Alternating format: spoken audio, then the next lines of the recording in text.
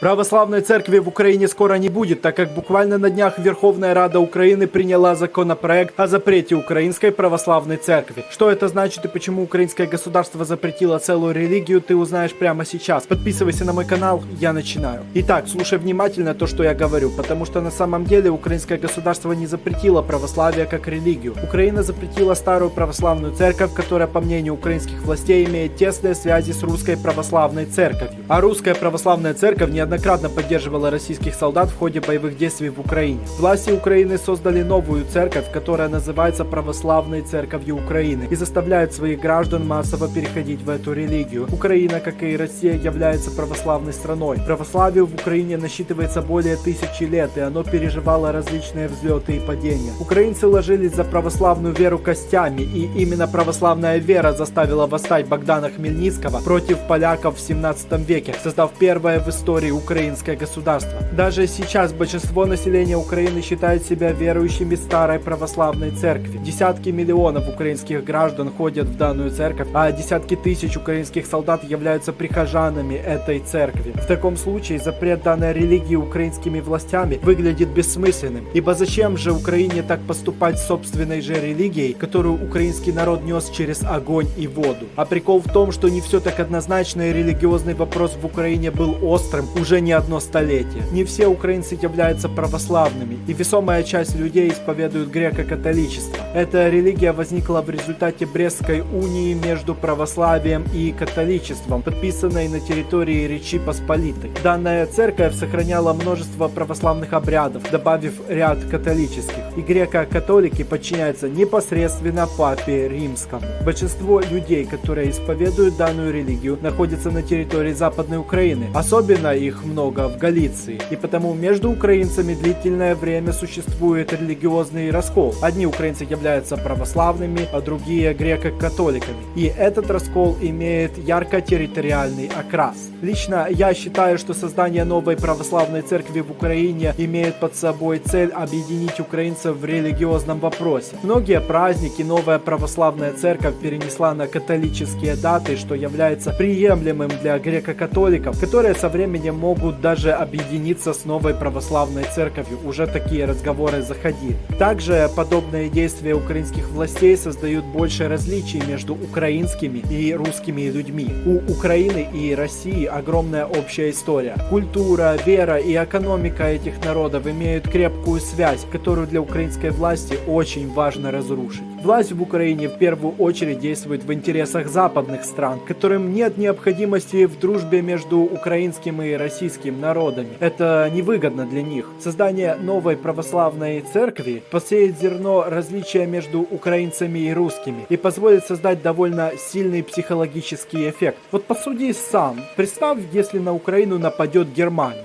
Тогда каждый украинец будет понимать, что в первую очередь он сражается за свои ценности. Немцы значительно отличаются от украинцев. У них другие язык и культура, религия, которые чужды украинскому человеку. А вот с Россией так не получится. Украинец увидит в русских людей, которые говорят на похожем языке, исповедуют одну и ту же религию, и с которыми есть общая история и даже родственные связи. Ибо 50% всех украинцев имеют хоть одну родственную связь в Российской Федерации. И вот если в Украине народ будет не любить свою власть, а русские будут утверждать, что их главная задача это освободить украинцев от их же нелюбимой власти, то рано или поздно украинец задаст себе вопрос наподобие: а какой смысл мне воевать против России, если она мне не угрожает? Именно чтобы противостоять такому суждению, украинская власть и создала новую православную церковь и запретила старую. Это не что иное, как религия ради продолжения войны, которая призовет больше людей на фронт. Это очередной шаг к созданию новой украинской нации для усиления контроля над своими гражданами. Все это делается непосредственно под руководством западных стран, и у старой украинской православной церкви фактически нет и не будет своего защитника. Однако, пускай закон о запрете украинской православной церкви принят, но его повторно рассмотрят через 9 месяцев и могут отменить. Также старая православная церковь в Украине все-таки имеет своего защитника в лице сенатора по имени Дэвид Венс. Он является приближенным Дональда Трампа и в будущем может стать вице-президентом США и оказать оказать значительную роль в церковном вопросе в Украине. В апреле 2024 года Венс критиковал законопроект о запрете православной церкви и заявлял о нарушениях прав верующих в Украине. Вот его прямая цитата. «Вы не можете лишать всю религиозную общину религиозной свободы, потому что некоторые ее приверженцы не согласны с вами по поводу актуального конфликта. Нам должно быть стыдно за отказ использовать миллиарды долларов, которые мы отправляем в Украину, в качестве рычага для обеспечения гарантий реальной религиозной свободы». Конец цитаты. Венс даже предлагал рассмотреть введение санкций против украинских чиновников и народных депутатов, выступающих за запрет православной церкви. Он даже написал письмо, где указаны пофамильно причастные к законопроекту о запрете церкви депутаты Украины. Среди таких нашлись Николай Княжицкий и Владимир Вятрович, Евгения Кравчук из партии «Слуга народа», а также глава Государственной службы по этнополитике и свободе совести Виктор Еленский. Венс неоднократно заявлял о важности религиозной свободе, а некоторые правозащитники, которые согласны с Венсом, считают, что принятие законопроекта о запрете Украинской православной церкви полностью заблокирует дальнейшие цивилизованные взаимоотношения Украины с Европой и Соединенными Штатами Америки. И их логику можно понять, потому что в первую очередь война в Украине зациклена на том, что украинцы воюют за принципы свободы и демократии.